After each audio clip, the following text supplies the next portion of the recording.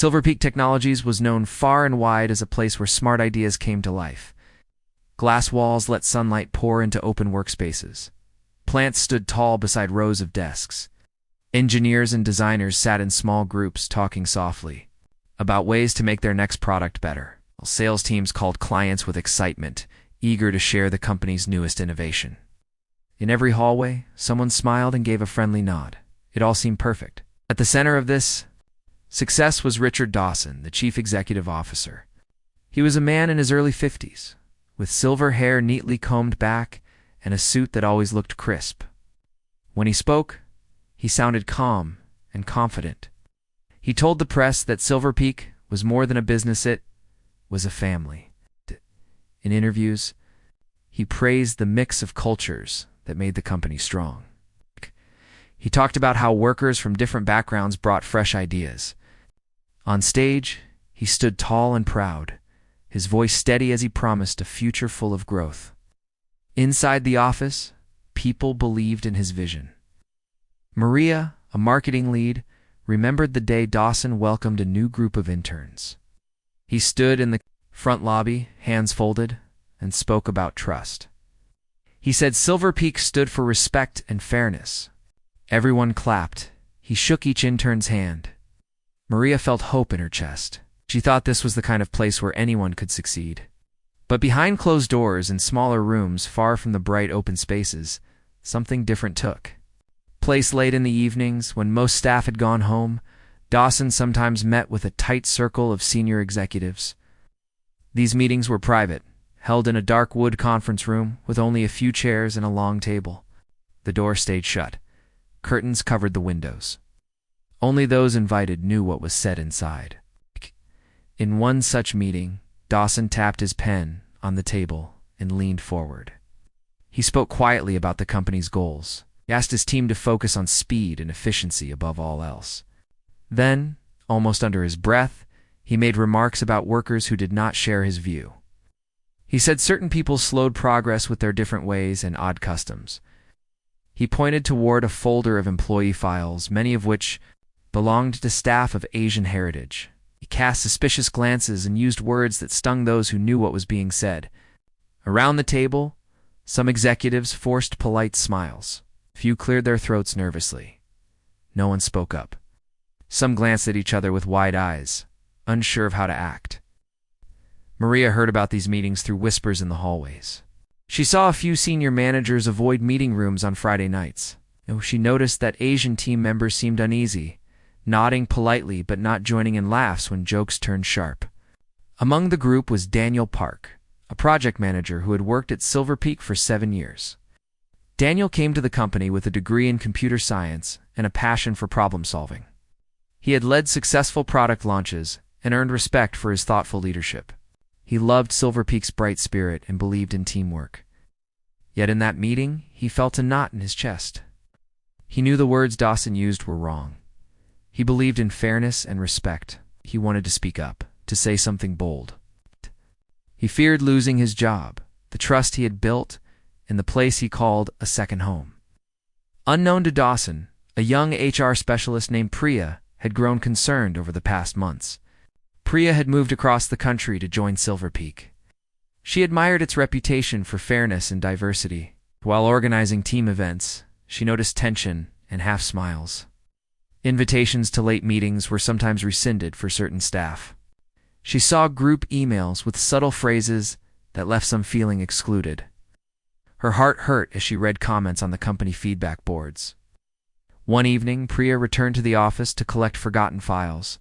The building was quiet. She walked past the dark conference room and noticed a red light blinking on a recorder device inside. Curious, she edged closer and saw that the meeting had just ended. Papers lay scattered on the table. Dawson's leather jacket hung on the back of a chair. No one was there. Heart pounding, she stepped inside and picked up the recorder. It was small but clearly marked Rec. She realized it might hold the key to understanding the whispers. Priya tucked the recorder into her bag and hurried out. In the empty lobby, she paused under a bright lamp.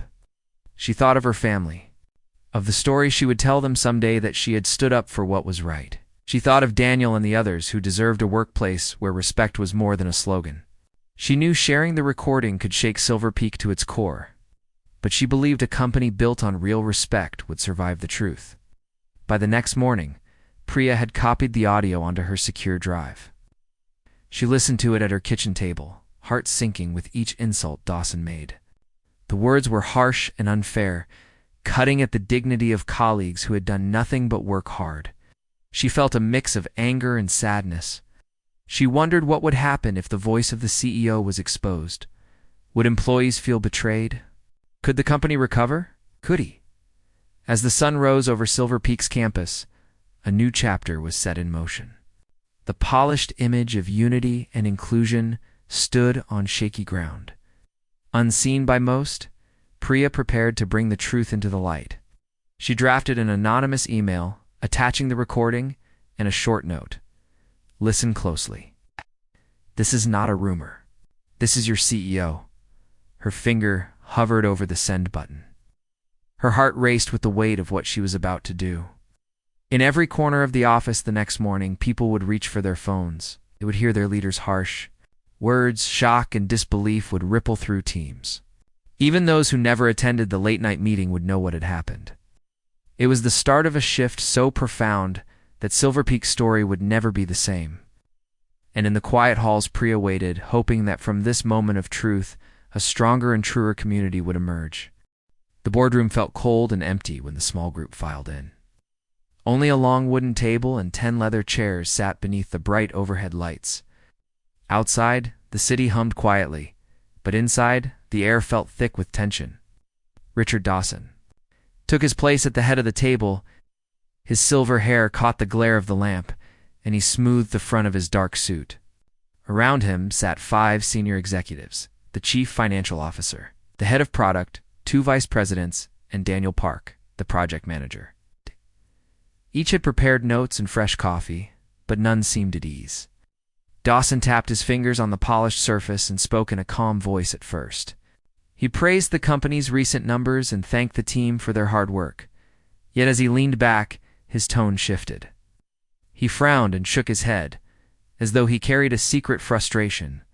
He said they moved too slowly. He blamed teams for missing deadlines, spoke of certain habits that held them back. The others listened politely, nodding at first. Yet their polite faces grew still, and some looked down at their notes, pretending to scribble. Then he began to name names. He pointed to the head of product and said, look at Johnson's team. They spend hours on culture fit and soft skills, but no real progress on our app's new feature. He sighed and added, those people with heavy accents just don't get it. They talk too much about tradition and respect. We need results, not extra meetings about feelings. An executive on the opposite side shifted uncomfortably. He cleared his throat, but Dawson pressed on, his voice low and full of annoyance. Dawson's eyes narrowed. He said he admired the team's loyalty, but believed some employees cared more about customs than fast growth. He mentioned engineers from that region who followed rules too closely. He made jokes about broken English slowing down code reviews. Each remark hit Daniel like a cold wave. Daniel remembered how these very colleagues had stayed late to finish that last product update. They had fixed bugs at midnight, worked weekends, and shown deep skill. Yet here they were, reduced to a stereotype in Dawson's speech. Around the table, the executives glanced at one another. A vice president forced a small laugh. The chief financial officer tried to steer the talk back to numbers. She cleared her throat and said, perhaps we can look at the budget for overseas training instead. Dawson waved her off, impatient. A vice president of marketing tapped her pen and whispered yes when the CFO spoke. None dared to challenge Dawson directly. Each kept a timid smile, though their eyes betrayed unease. Daniel felt his heartbeat quicken. His mind raced between loyalty and truth. He had joined Silver Peak because he believed in teamwork and respect. He loved how different voices came together to solve hard problems. But here in this closed room, those voices were under attack. He sat very still, hands folded, careful not to draw attention. He felt anger, but also fear. Could speaking up cost him his role? Would anyone else stand with him? Unseen to most, a small digital recorder sat in the corner of the table, pointed at Dawson. It belonged to the HR department, and had been left by Priya, the human resources specialist, for another reason. Priya had prepared to record a compliance discussion later that night. She never expected to capture this. But now, every word of Dawson's speech was being etched onto its memory card. Dawson droned on about sales figures, but his tone stayed sharp when he returned to culture. He said he had heard too many excuses about time off for festivals. He said Americans did not understand religion days and that deadlines mattered more than celebrations. In his final moments, he warned that anyone who could not keep pace might need to find work elsewhere. His voice held no warmth. In that last sentence, with that, he nodded at the chief of product. "That's it for now," he said. "Make it right." The room emptied quickly. Chairs scraped. Footsteps echoed on the marble floor, and Dawson's heavy coat brushed past. The recorder. In the brief hush, the device clicked off, but its light stayed red for a few extra seconds. Moments later, as the last footfalls faded, a soft chime sounded on the recorder. It continued blinking. No one was there to switch it off. Daniel gathered. His papers inflict the recorder's light with his gaze, but dared not touch it. He left quietly, heading down the hall to the elevators, his mind spinning with what he had heard. Half an hour later, Priya returned to the boardroom to collect her files. The building was dark and locked, except for the top 2 floors. She tapped her card at the door and slipped inside. Her eyes fell on the blinking recorder. She remembered her own plan to meet a colleague here and record a standard compliance session. But now, this recorder held more than she bargained for.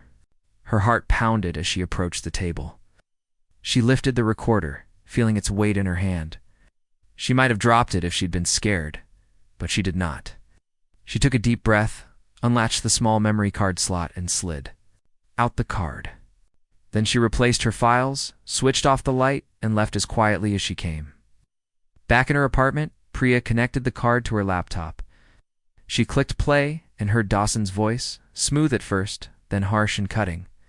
She tuned out the parts about budgets and features. She leaned closer as he made insult after insult.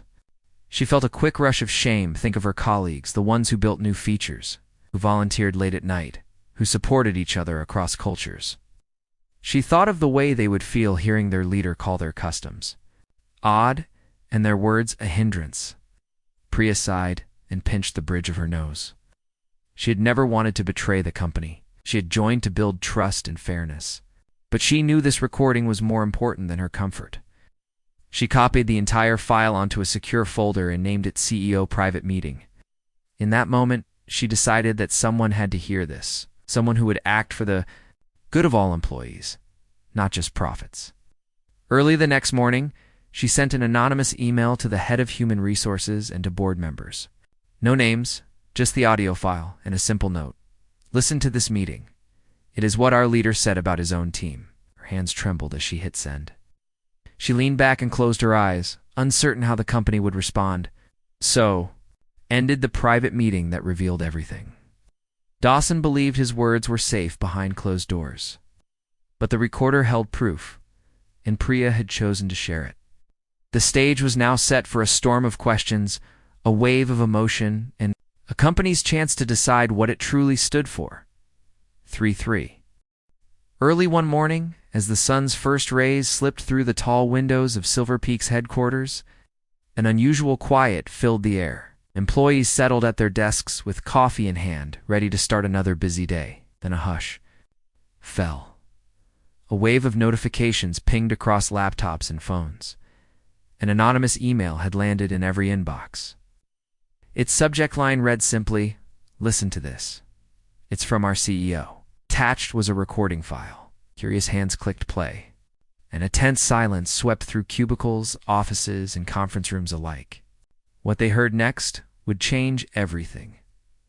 As Richard Dawson's smooth voice filled speakers, that calm tone quickly gave way to sharp, cutting words.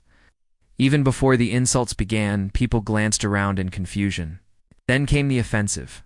Remarks, complaints about accents, questions about loyalty, sneering jokes about customs. Eyes widened. Fingers trembled over the pause button. Some staff closed their eyes, unable to believe their ears. Others pressed play again, hoping they had misunderstood. But each replay brought the same harsh truth. Their leader had disparaged. Colleagues in private. Deep unease settled into every heart. In the glass-walled break room, a small group huddled around a tablet. Sophie, a designer from Singapore, stared at the screen with tears welling up. Next to her, Carlos from Mexico rubbed his arm as if trying to warm himself against the chill of betrayal. Nearby, a few sales reps stood silent, coffee cups forgotten on the counter.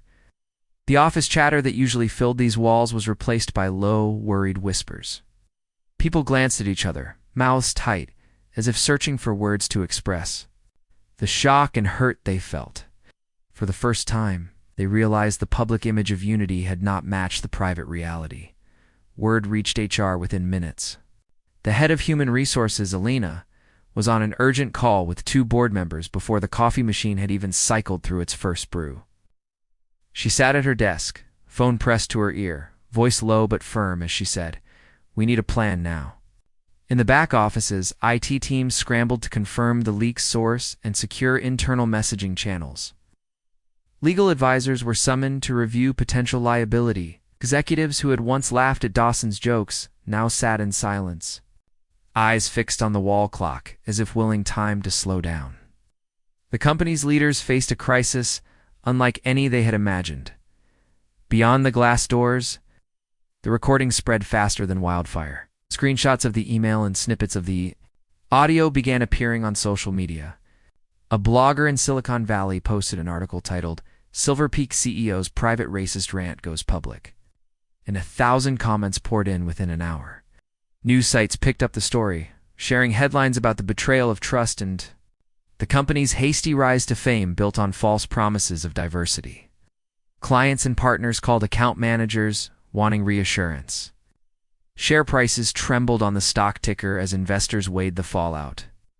Outside voices joined the chorus of outrage. Inside the building, reactions grew more personal.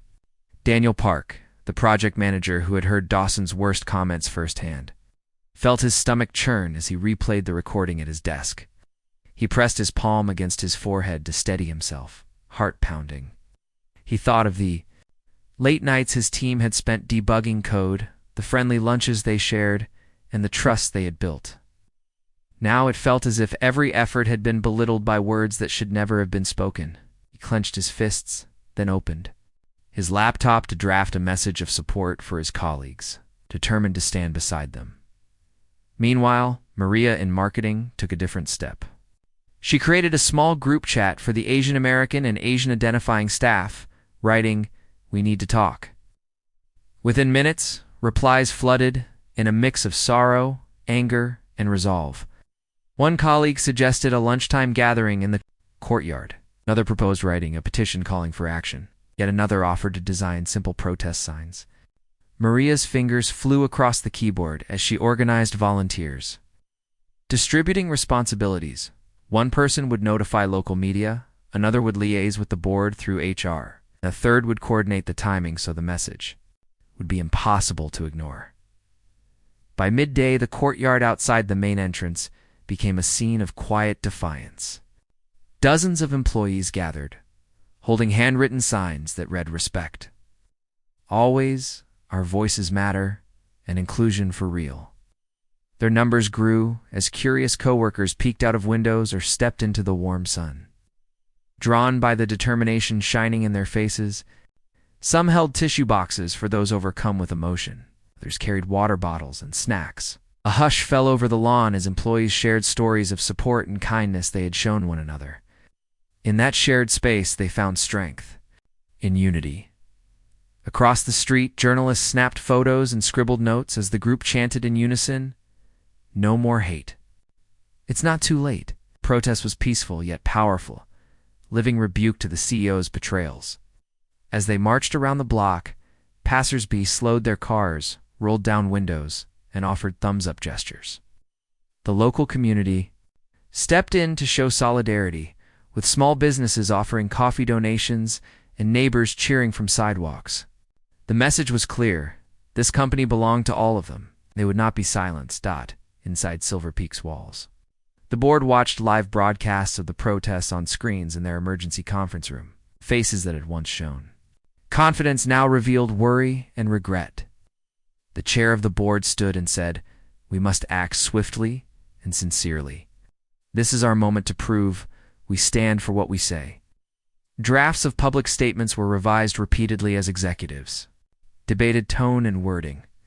They knew empty words would only fuel the fire. Genuine change was required, and they were running out of time. As the day drew to a close, the company's official statement went live on its website and social media channels. It acknowledged the leaked audio, apologized for the harm caused, and promised a thorough, independent investigation. A blue banner across the homepage read, "We hear you. Change is coming." In emails to clients and investors, the tone was solemn yet determined. Behind the calm language lay a stark truth. Silver Peak's future now depended on its willingness to back up words with real action. That evening, as the last protest signs were folded and employees returned to their homes, many felt both exhaustion and hope. The leak had shattered illusions, but it had also brought people together in a way nothing else could. In small living rooms and kitchen tables, staff and their families talked late into the night about fairness, respect, and the next steps. Priya watched news clips from her apartment, heart pounding as she saw faces she knew among the crowd.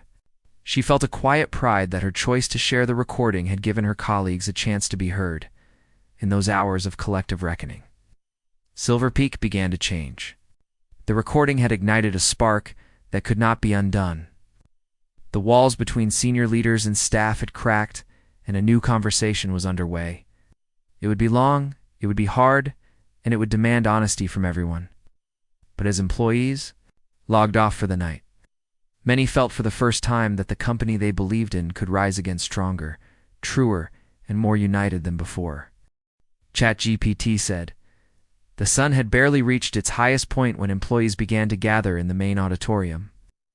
The room was usually bright and buzzing with excitement for product launches or team awards. Today it felt different. Rows of chairs were filled with people who had watched the protest and felt its power. They had seen their voices raise a call for respect, and now they waited to see if their leaders would truly listen." At the front, the board members sat side by side, faces serious but determined. Richard Dawson stood beside them, shoulders, tense eyes lowered. He wore a dark suit that seemed too large, as if he had grown smaller overnight. When the room quieted, the chair of the board spoke first. Her voice was steady and respectful. She thanked everyone for their courage in standing up and for their passion for Silver Peak. Then she turned to Dawson and spoke of the company's promise to every worker, promise of fairness, promise of dignity, promise of unity. As she spoke, Dawson's face remained still. When she finished, she stepped back. The silence that followed felt heavy, as though the walls themselves waited for what would come next. Then, in a move that nobody fully expected, Dawson knelt. Right. He bent at the knee on the stage floor, head bowed low. A single gasp rustled through the audience, followed by a hush so deep it seemed to swallow sound. For years, employees had heard him give orders from above. Today he knelt before them, stayed there motionless until a member of the board handed him a small microphone. He took a breath, and his voice, once so confident, sounded soft and humble. "I betrayed your trust," he said. His words echoed in the silent room. He spoke of the pain he had caused with his private insults. He admitted that he had broken the promise of respect he had made when he first joined Silver Peak. He spoke of his regret, and he said the words he had never thought he would say, "I am sorry." As he spoke, some eyes filled with tears, others stayed steady with hope. They had longed to hear this truth, and now they did. After his apology, the board read a formal statement. They announced that Dawson would step back from daily operations while an independent investigation took place. They promised a complete review of policies, new sensitivity training led by outside experts, and a stronger channel for anyone to report concerns without fear.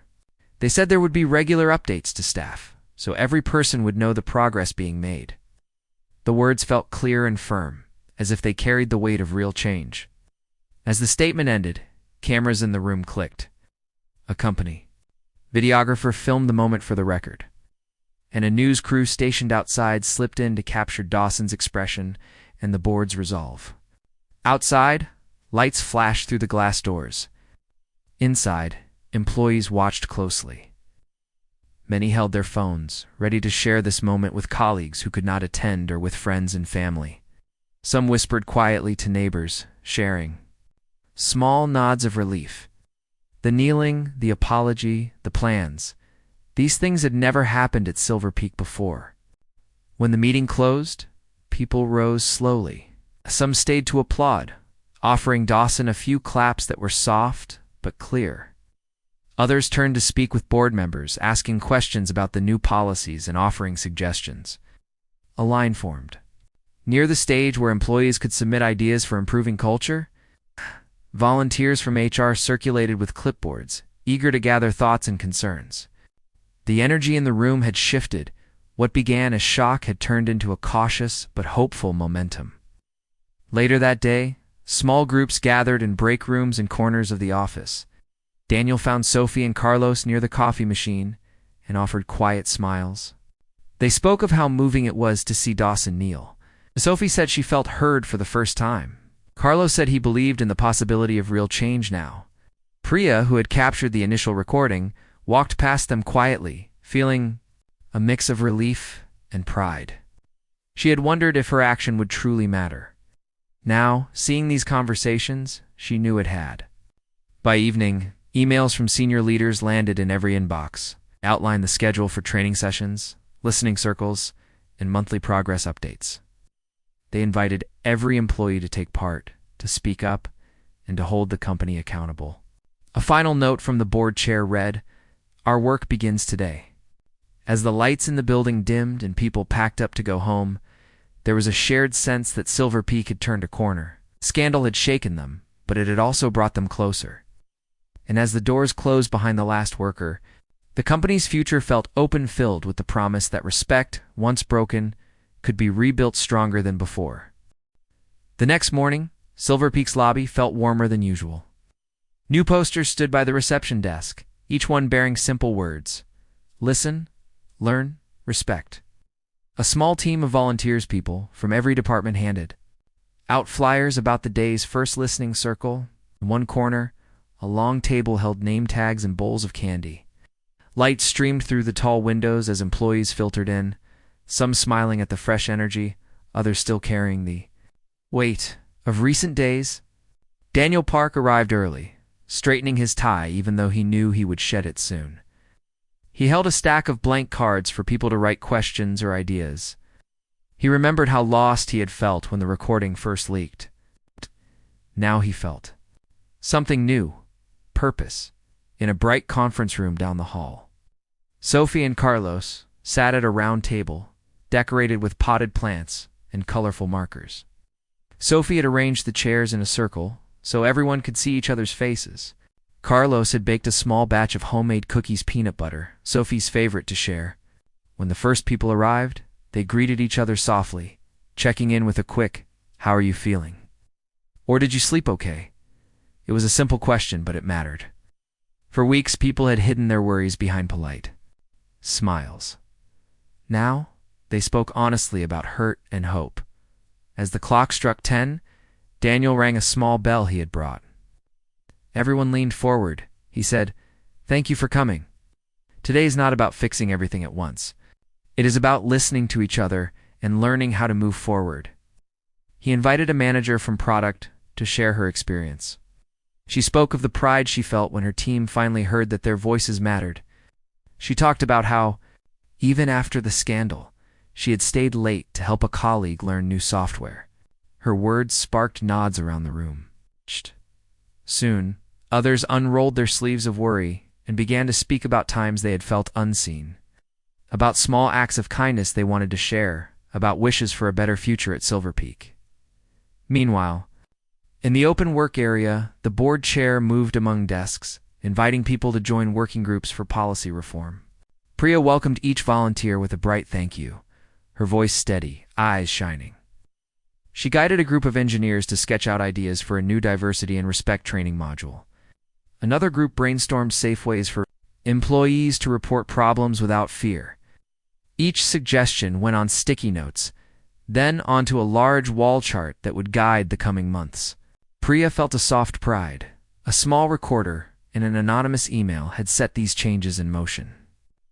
She settled into her role, not as a hidden activist now, but as a partner in change, by midday. The courtyard buzzed again, but this time with hopeful energy instead of protest. Long tables were set up under white tents. A food truck handed out free lunches, curry, tacos, and vegetarian bowls, reflecting the many cultures at Silver Peak. Laughter mixed with casual conversation as people formed new friendships. Daniel sat beside Maria, talking about how marketing would run a short video series titled Voices of Silver Peak, showcasing different staff stories. Maria showed him her draft script. An older engineer who had moved from India, a recent hire from Japan, a team of interns from Nigeria. She spoke of featuring how each person's background added value. Daniel grinned, imagining the impact when they rolled it out after lunch. The board held its first open town hall in years. Employees streamed into the auditorium, carrying coffee and phones. The stage bore a single podium and a large screen. On screen, the words "Our promise, every voice, every day," faded in and out. The board chair stood again to speak. Her voice was calm but full of feeling. She spoke of regret, of responsibility, and of determination. She then invited Dawson to return to the front. Dawson's suit had been replaced that morning by a simple sweater and chino softer, more approachable. As he stepped up, he paused and took a steady breath, making eye contact with people in the first row. "I've learned more in the last week than I have in years," he began. His voice shook slightly, but he held firm. "Your courage to speak out reminded me what this company is truly about, people. Not profits alone, but the hearts and minds of each person who works here." He announced that he would take part in every training session, every listening circle, and that he would personally review the progress reports.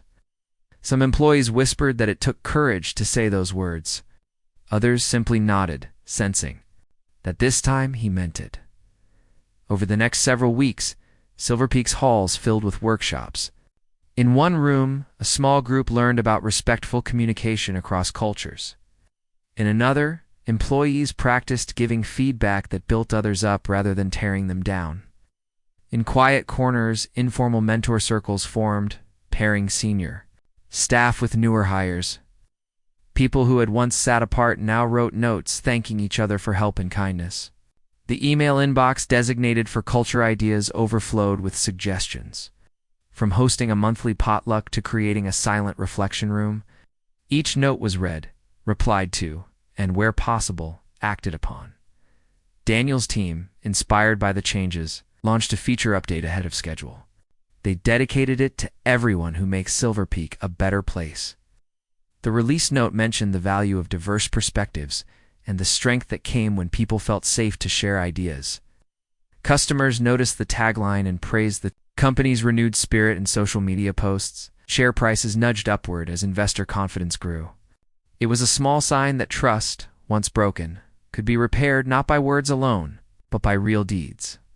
Several months later, Silver Peak held an all-company celebration. The courtyard was dressed with strings of lights and colorful banners. A small stage offered space for speeches and music. Priya, Maria, Sophie, and Carlos, once bystanders to a scandal, now stood together to introduce a video montage. On the big screen rolled clips of listening circles, policy meetings, workshops, and the town hall. It ended with Dawson now surrounded by a diverse group of employees, raising a toast to unity. The crowd erupted in applause. Tears and smiles mingled as people realized how far they had come. In the midst of the celebration, a young intern named Lee stepped forward with a microphone. He was quiet most days, but today his voice was clear. He said, "I joined Silver Peak because I heard it valued every idea. Even when that promise felt broken, I stayed because I saw us fight to make it real again. Today, I feel proud to help write our story." His words rippled through the crowd.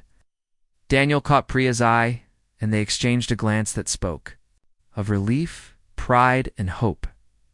As night fell, the courtyard emptied except for a few lingering groups. The lights above glowed softly. Gentle breeze carried the distant sound of laughter and conversation. One by one, people walked toward the exit gates, clutching small keepsake stickers that read every voice, printed booklets on new policies, and a simple card that quoted Lee, "We write our story together." At the gate, Daniel paused and looked back at the softly lit space, imagining the days of silence and fear. Now it shone with promise. In quiet moments after, as employees returned to their homes, many reflected on the journey. They had watched a polished image crack open, revealing painful truths.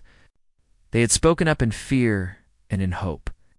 They had knelt, apologized, and rebuilt. They had learned that respect is not a slogan, but a daily choice. They had discovered that a true community stands together through honesty and action. Silver Peak was no longer the company it once was, but something stronger. It was a living example of what people can achieve when they grasp the courage to admit mistakes and the compassion to care for one another. The story of the leaked audio and the kneeling CEO had become a chapter of transformation. And as each new day began in those glass-walled offices, employees carried with them a promise to guard that hard-won trust, to listen as much as they spoke, and to keep writing their story together.